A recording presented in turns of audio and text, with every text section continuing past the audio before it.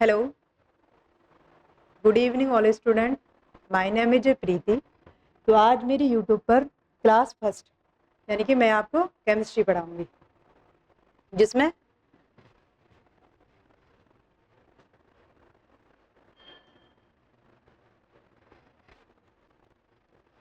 Question number first, पदार्थ की किस अवस्था में अणुओं की गतिज ऊर्जा उनके बीच आकर्षण बल से अधिक होती है, जिसके कारण वे एक दूसरे से दूर स्थित होते हैं और स्वतंत्र रूप से गतिमान रहते हैं।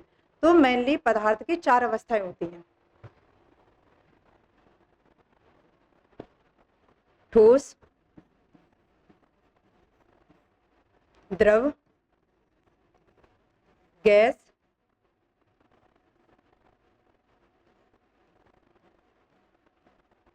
और प्लाज्मा।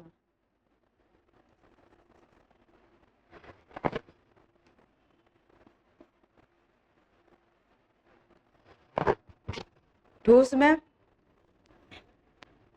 ठोसों के आयतन तथा आकार निश्चित होते हैं, जिसमें ठोस कणु एक दूसरे के बहुत ही क्या होते हैं, पास पास होते हैं।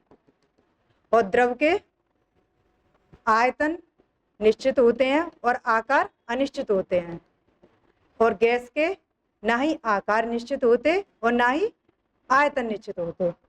तो जब ठोस के अणु एक दूसरे के पास पास होते हैं, उनमें आकर्षण बल ज्यादा होता है और इसलिए ठोस के अणु गति बहुत कम कर पाते हैं।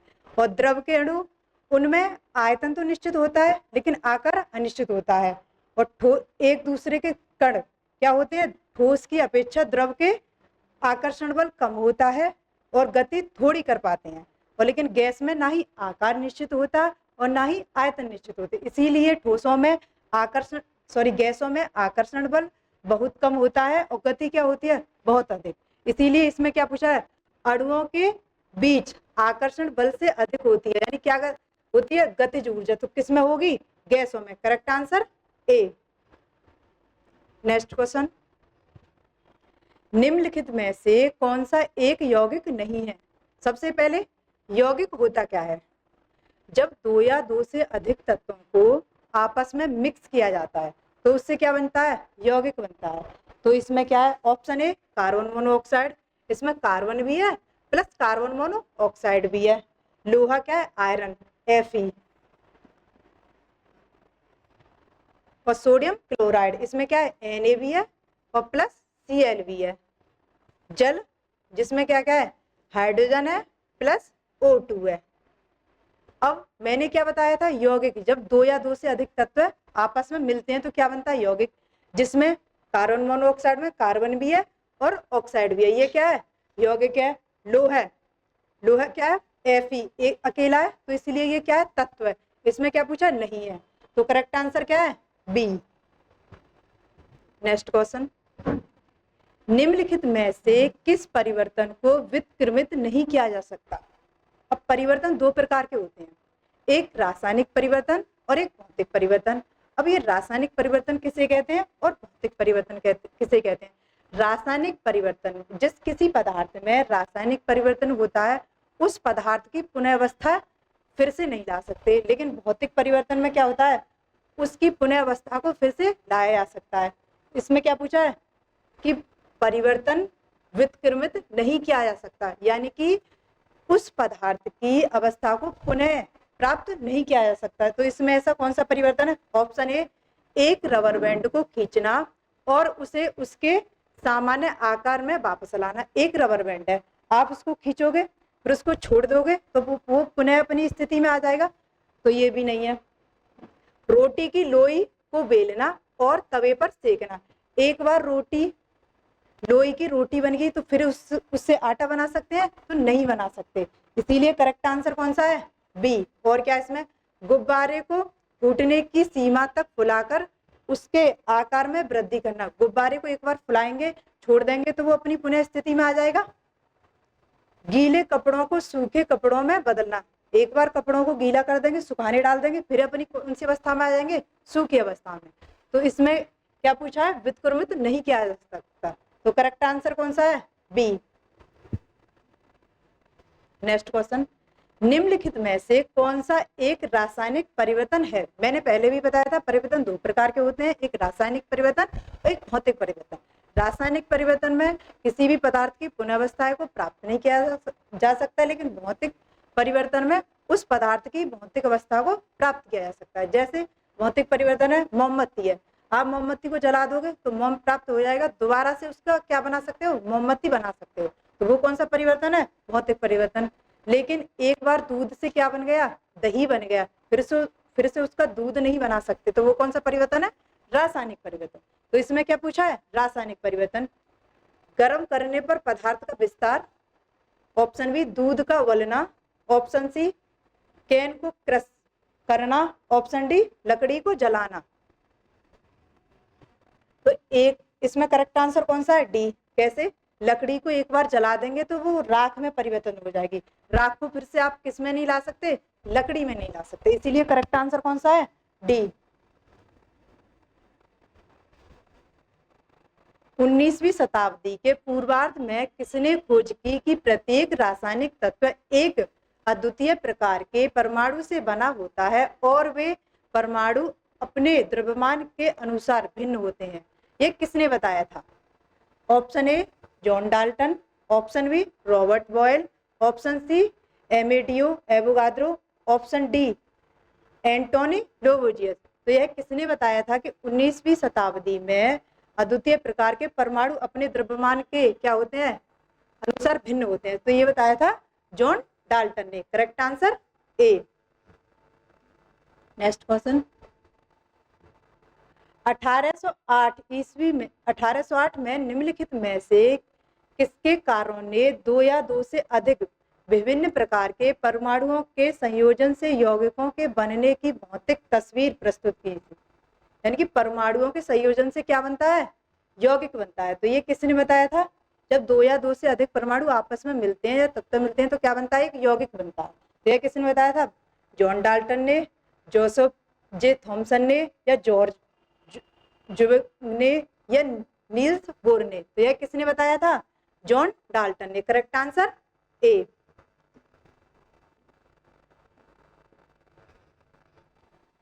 डाल्टन के परमाणु सिद्धांत के अनुसार परमाणु को बनाने के लिए लघु पूर्ण संख्याओं के अनुपात में संयोजित होते हैं। तो क्या संयोजित होते हैं?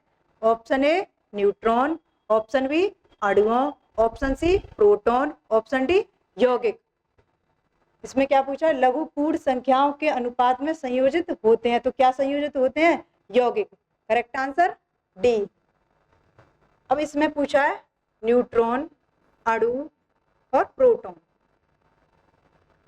न्यूट्रॉन किसी भी तत्व, कोई भी तत्व जिसके तीन पार्टिकल होते हैं, इलेक्ट्रॉन, प्रोटॉन और न्यूट्रॉन, जिसमें प्रोटॉन ये कोई नाभिक है,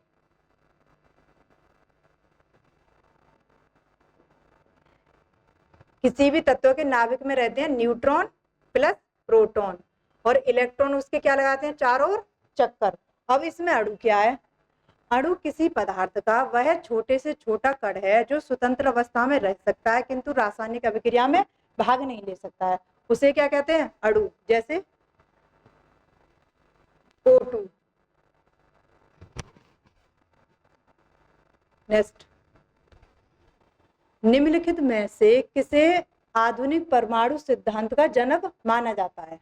option A John Dalton, option B Otto Hahn, option C Willard Gibbs, option D Robert Boyle. तो आधुनिक परमाणु यानी कि परमाणु सिद्धांत किसने दिया था? जॉन डाल्टन ने। Correct answer A.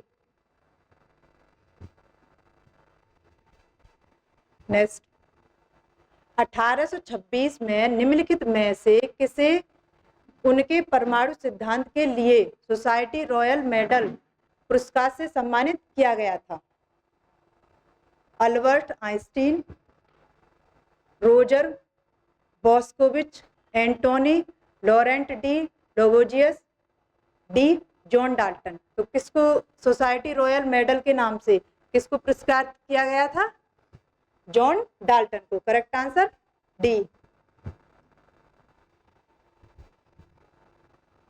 किसने कहा था कि सभी पदार्थ जो परमाणुओं से निर्मित होते हैं, जो अविभाज्य और अविनाशी निर्माण खंड हैं।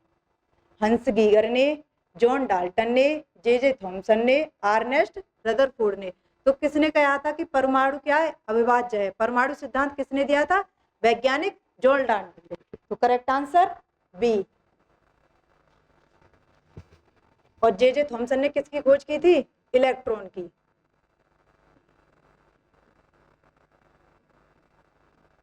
इलेक्ट्रॉन पर कौन सा चार्ज होता है? नेगेटिव।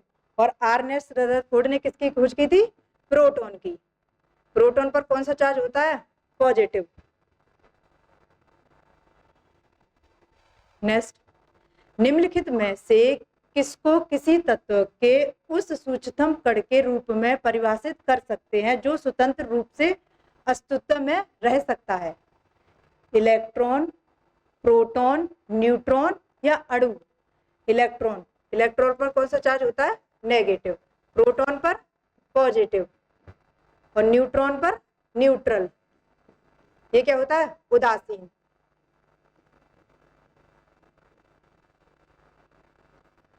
इलेक्ट्रॉन की खोज किसने की थी? जे थॉमसन ने। प्रोटॉन की अर्नेस्ट रदरफोर्ड ने। और न्यूट्रॉन की जेम्स चैडविक ने। तो इसमें क्या पूछा है कि स्वतंत्र रूप से रह सकता है, तो क्या रख सकता है? अणु। मैंने पहले भी बताया था कि अणु किसी पदार्थ का वह छोटे से छोटा कण है जो रासायनिक अभिक्रिया में भाग ले सकता है। सॉरी, अणु किसी पदार्थ का वह छोटे से छोटा कण है जो स्वतंत्र अवस्था में रह सकता है किंतु रासायनिक अभिक्रिया में भाग नहीं ले सकता है। और परमाणु इसका उल्टा है। नेक्स्ट, बसीय अम्ल का आणविक भार द्वारा निर्धारित किया जाता है।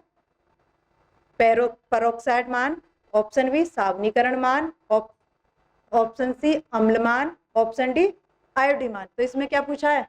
बसीय अम्ल। बसीय अम्लों का आणविक भार। तो इसमें करेक्ट आंसर है सावनीकरण। अब ये सावनीकरण होता क्या है? जब उच्च वसा अम्लों की अभिक्रिया सोडियम तथा पोटेशियम लवणों के साथ कराई जाती है तो क्या बनते हैं? साबुन बनते हैं। और उस प्रक्रिया को क्या कहते हैं? सावनीकरण। अब जब सोडियम लवणों के साथ अभिक्रिया कराई जाती है तो कपड़े धोने का साबुन बनता है, और पोटेशियम लवणों के साथ अभिक्रिया कराई जाती है तो नहाने का साबुन बनता है।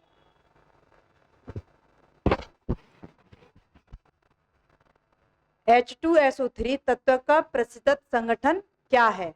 H2SO3।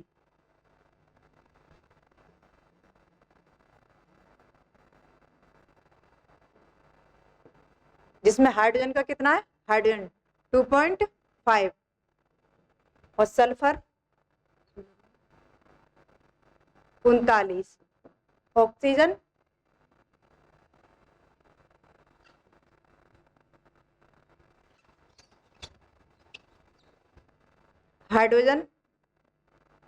2.5%, सल्फर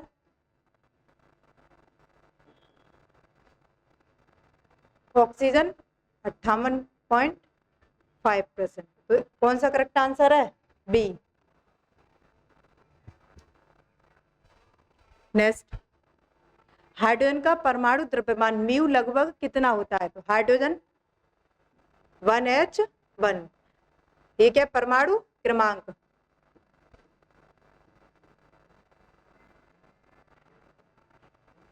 परमाणु क्रमांक को किससे दर्शाते हैं? जेड से। और ऊपर वाला क्या होता है? परमाणु भार। परमाणु भार को किससे दर्शाते हैं? ए से। तो इसमें क्या पूछा है? हाइड्रोजन का परमाणु द्रव्यमान म्यू लगभग होता है। Correct answer A.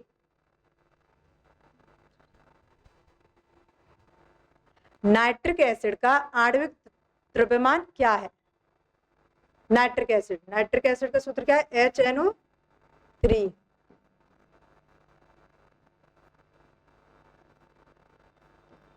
नाइट्रोजन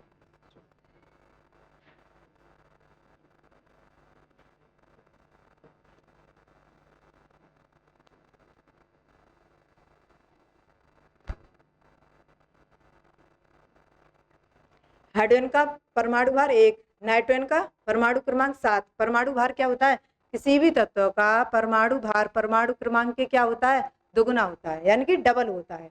तो नाइट्रोजन का परमाणु क्रमांक कितना है? 7। तो परमाणु भार क्या हो जाएगा? 14। ऑक्सीजन का परमाणु क्रमांक 8, तो परमाणु भार 16 इंटू 3 इजिकल टू कितना हो गए? 63।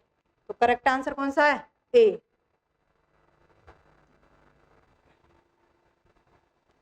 एक आदर्श गैस का एक मोल 237 केल्विन और 1 एटीएम दाब पर लीटर आयतन घेरता है। Option A 22.4, option B 25.1, option C 21.2, option D 20.3। तो कितना घेरता है? Option A 22.4।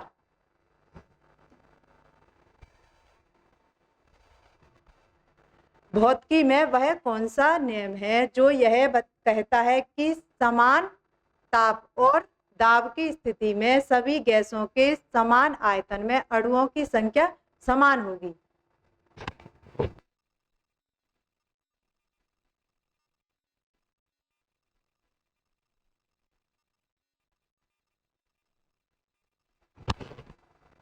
इसमें क्या पूछा? समान दाब, समान ताप प्लस क्या है? दाब। ये क्या समान है। स्थिर में अणुओं की संख्या क्या होगी? समान होगी। अणुओं की संख्या समान।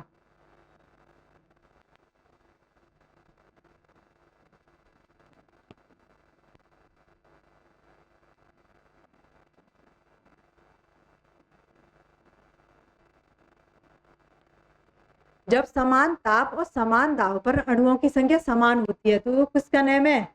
ओम का नियम, एवोगाद्रो का नियम, बॉयल का नियम या चार्ल्स का नियम? तो किसका नियम है? एवोगाद्रो का नियम। एवोगाद्रो का नियम।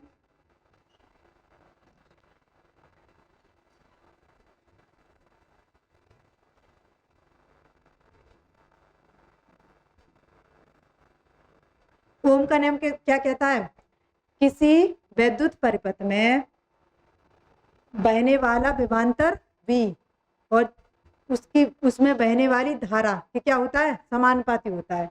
तो B समानुपाती I, और समानुपाती चिन्ह किससे हटाएंगे? R से। तो V बराबर IR। R क्या है यहाँ? प्रतिरोध। बॉयल का नियम क्या कहता है? स्थिर ताप पर किसी गैस का दाब P उस गैस के आयतन के क्या होता है? व्युत्क्रमानुपाती, यानी P व्युत्क्रमानुपाती V। व्युत्क्रमानुपाती का क्या मतलब है? यानी जब किसी गैस का दाब बढ़ाएंगे तो आयतन क्या होगा? कम होगा। चार्ल्स का नियम क्या कहता है? स्थिर दाब पर किसी गैस का आयतन उसके परम ताप के क्या होता है? समानुपाती होता है। तो T समानुपाती V, यानी ताप बढ़ाने पर उस गैस का आयतन क्या होगा? बढ़ेगा। ये किसका नियम है? बॉयल का, सॉरी चार्ल्स का। और बॉयल का क्या कहता है? स्थिर ताप पर किसी गैस का दाब बढ़ाने पर आयतन क्या होता है? कम होता है।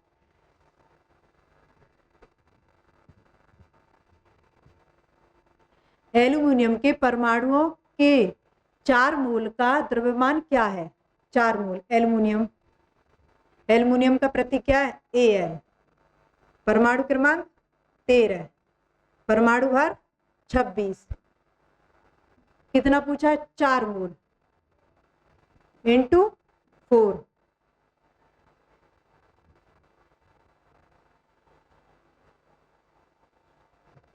तो कितना हो गया?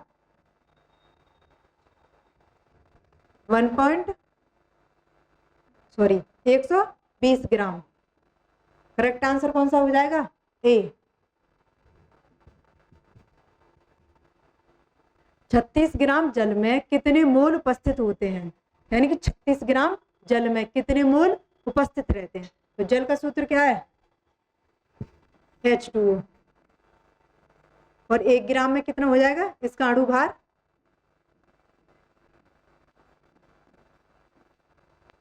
हाइड्रोजन का 1,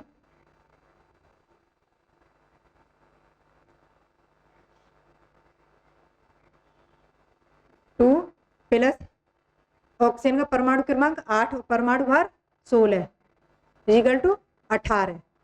अब इसके 2 अणु होंगे तो कितना हो जाएगा 36। इसमें क्या पूछा है, जल 36 ग्राम जल में कितने मोल उपस्थित होंगे, तो कितने मोल उपस्थित होंगे 2। Correct answer B. निम्नलिखित में से कौन से उपधातु है। अब ये उपधातु क्या है, एक होता है धातु, एक होता है अधातु और एक होता है उपधातु। धातु धातु वे पदार्थ होते हैं जो इलेक्ट्रॉन त्याग के धनायन बनाते हैं, जिसमें चमक होती है और वो विद्युत के क्या होते हैं, सुचालक होते हैं। और एक होता है अधातु। अधातु वे पदार्थ होते हैं जो इलेक्ट्रॉन ग्रहण करके नेगेटिव आयन बनाते हैं और जिसमें चमक नहीं होती और विद्युत के क्या होते हैं, वो कुचालक। अब इसमें पूछा है उपधातु। उपधातु जिसमें अधातु और उपधातु यानी कि धातु और अधातुओं के दोनों के गुण होते हैं, उन्हें क्या कहते हैं, उपधातु। एस ब्लॉक के सभी तत्व क्या है, धातु है। और पी ब्लॉक के सभी तत्व क्या है, अधातु है। और डी ब्लॉक के तत्व क्या है, उपधातु। तो इसमें ऐसा कौन सा है, A aluminium mercury copper, B boron silicon antimony, C boron mercury iron, D boron oxygen aluminium. तो इसमें कौन सा है, boron silicon antimony. Correct answer B.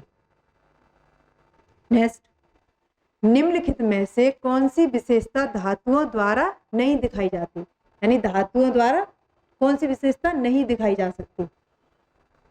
ए नीरस दिखती है, बी इनसे कोई भी आकृति निर्मित की जा सकती है, हाँ ये भी सही है।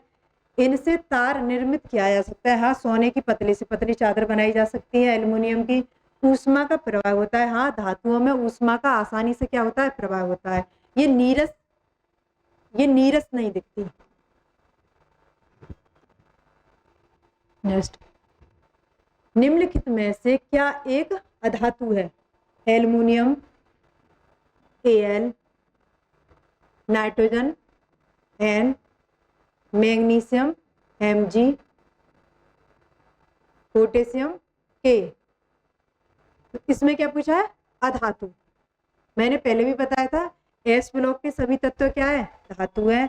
और पी ब्लॉक के सभी तत्व क्या है, अधातु है। तो इसमें पी ब्लॉक का तत्व कौन सा है, नाइट्रोजन। तो करेक्ट आंसर कौन सा है, बी।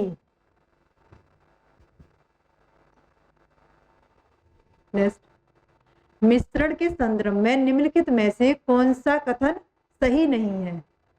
क्या पूछा है, इनकरेक्ट। ऑप्शन ए कोयलाइड एक विषमांगी मिश्रण है जिसमें कणों का आकार बड़ा होता है। ऑप्शन बी बिलियन के बड़े अवयव को विलायक कहते हैं। ऑप्शन सी बिलियन के छोटे अवयव को विलेय कहते हैं। ऑप्शन डी बिलियन 2 या 2 से अधिक पदार्थों का सामान्य मिश्रण। तो इसमें क्या पूछा है, बिलियन के बड़े अवयव को क्या कहते हैं, विलायक। ये भी सही है। जैसे क्या हो गया, पानी। पानी क्या है,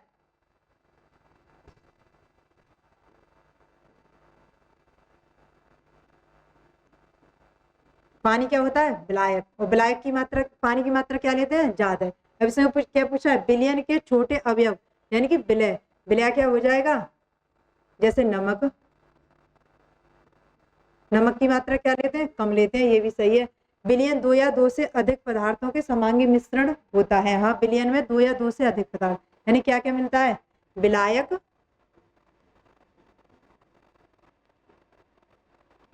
प्लस विलय,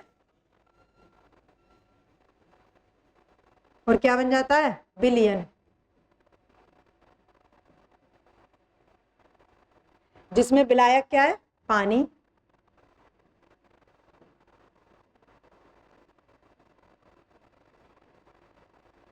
और विलय क्या है, नमक। और इन दोनों से जो बनेगा वो क्या होगा, बिलियन। तो इसमें क्या पूछा है, कौन सा कथन सही नहीं है। तो करेक्ट आंसर कौन सा है, ए कोयलाइड एक विषमांगी मिश्रण है जिसके कणों का आकार बड़ा होता है। नहीं, कोयलाइड बहुत सूक्ष्म कण होते हैं जिन्हें आंखों के द्वारा नहीं देखा जा सकता। जिनको देखने के लिए किसकी जरूरत पड़ती है, सूक्ष्मदर्शी की।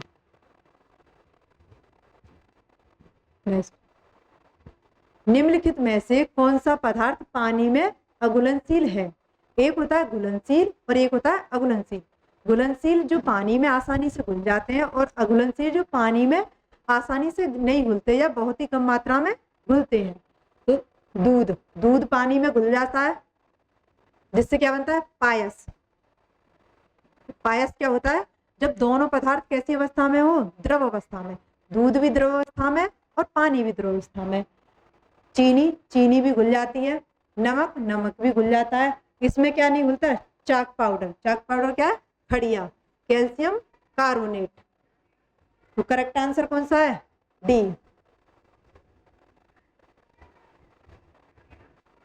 जब किसी मिश्रण में पानी मिलाने पर इसका बाहरी घटक अवक्षेपित हो जाता है तो प्रक्रिया को कहा जाता है। यानी बाहरी घटक क्या हुआ? अवक्षेपित हो जाता है तो प्रक्रिया को कहा जाता है। छानना, गाहना, अवसादन, सूत बनाना। तो क्या कहा जाता है? अवसादन। करेक्ट आंसर सी।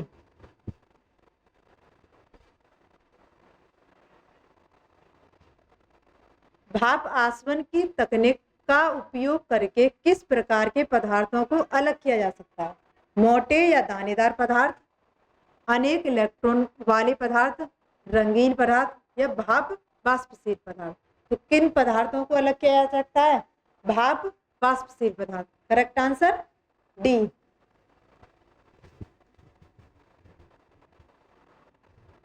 जल में निलंबित कणों की गुरुत्वाकर्षण के प्रभाव में निलंबन से बाहर निकलने की प्रक्रिया अवसादन, निस्तारण, निस्पंदन या आसवन। तो क्या है इसमें?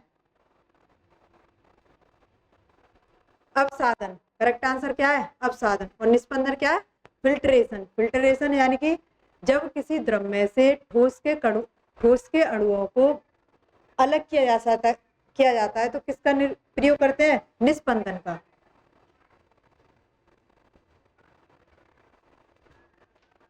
एक कप पानी में फैलने वाले खाद्य रंग की एक बूंद इसका उदाहरण है।